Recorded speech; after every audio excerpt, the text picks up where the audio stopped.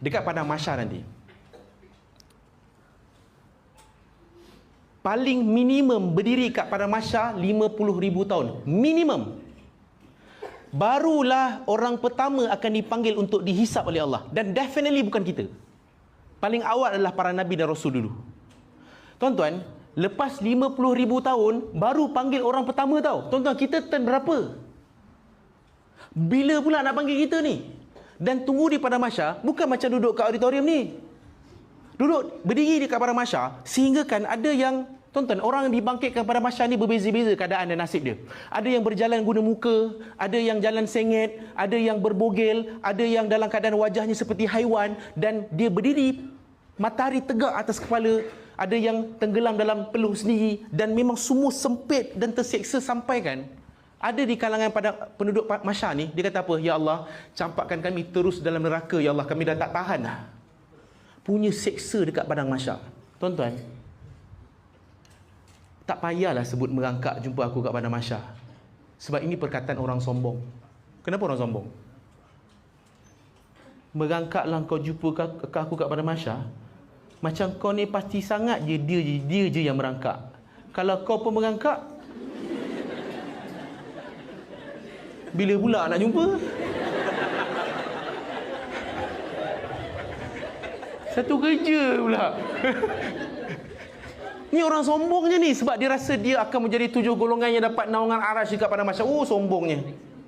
Jangan sombong sangat. Ni sayalah, jangan sombong sangat. Oh, jumpa merangkak pada mahsyar lah, macam lah kita ni dah terjamin tempat. Itu pertama. Tuan-tuan, nak tunggu kat pada mahsyar tu pun dah lama. Tuan-tuan tahu tak, perjalanan kita ni nak sampai kat syurga ada 11 checkpoint. Setiap checkpoint tu beribu tahun.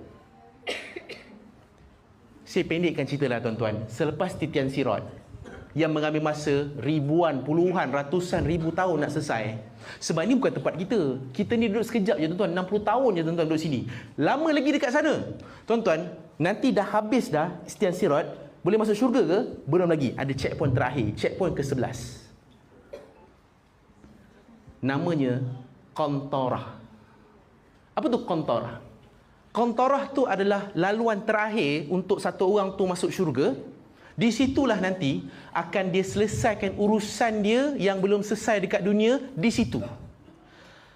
Contohlah tuan-tuan, ada ni, ustaz ceritalah. Bayangkan Izhar nak masuk kat syurga, malaikat tak kasih masuk. Kenapa tak bagi masuk? Malaikat, ni dah syurga dah. Berapa lama saya kena tunggu? Daripada para mahsyar lagi dengan macam-macam lah. Kenapa tak boleh masuk? Izhar, ingat tak kat dunia dulu kau ada sebut kat 7 orang tu, berangkatlah kau jumpa aku kat padang mahsyar. Ingat 7 orang tu tengah berangkat lagi.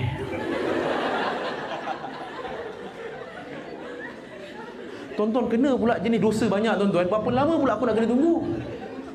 Tuan-tuan, ni bukan cerita dongeng tuan-tuan. Ini yang akan berlaku nanti ke depan, yang ustaz-ustaz cerita ni.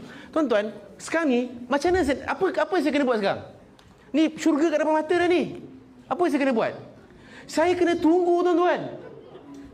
Tunggu bukan seorang. Berapa orang? 7. Makan masa lah tuan-tuan. Dah kena tunggu. Tuan-tuan, kenapa tak boleh masuk syurga lagi? Sebab syurga tak boleh bawa masuk 3 perkara. Masuk syurga tak boleh bawa 3 perkara. Pertama, tuan-tuan catat pertama, tak boleh bawa handphone. Ada yang tulis ke tak sampai? Pertama tuan-tuan, masuk syurga tak boleh bawa masuk sombong. Ingat saya sebut tadi tu. Ahli syurga semuanya tak ada sombong. Sebab tu iblis dihalau daripada syurga sebab ada sombong. Sebab tu semua ibadah yang kita buat ni untuk buang apa? Untuk buang sombong. Baru layak masuk syurga. Itu pertama. Kena buang sombong siap-siap baru boleh masuk syurga. Kedua, masuk syurga tak boleh bawa masuk dosa. Sebab tu ada orang, dia beriman pada Allah, tapi ada dosa lagi yang tersisa. Apa dia kena buat? Dia perlu dibakar dulu dalam neraka untuk cuci dosa-dosa dia. Tapi kalau Allah sayang lebih, Allah buat apa? Allah akan cuci kita dekat dunia. Bukankah ujian akan menyucikan hati dan juga dosa-dosa kita? Sebab tu tuan-tuan, jangan marah kalau Allah uji kita. Sebab Allah sayang. Betul lah ustaz-ustaz katakan, Allah uji sebab Allah sayang kan? Sebab Allah nak cuci kita kat sini. Tuan-tuan, saya nak tanya, tuan-tuan nak cuci kat sini ke, nak cuci kat sana ke, nak cuci kat genting? Tuan-tuan nak pilih nak cuci mana? Sekarang online pun boleh cuci kan. Tuan-tuan, kalau Allah pilih kita cuci kat sini, ni Allah sayang lebih. Sebab kalau kena cuci kat sana, tuan-tuan, dahsyatnya bukan sikit, tuan-tuan. Lepas tu, tuan-tuan, janganlah kita ni sampai terkeluar ayat, Ya Allah, kenapa aku yang diuji, Ya Allah?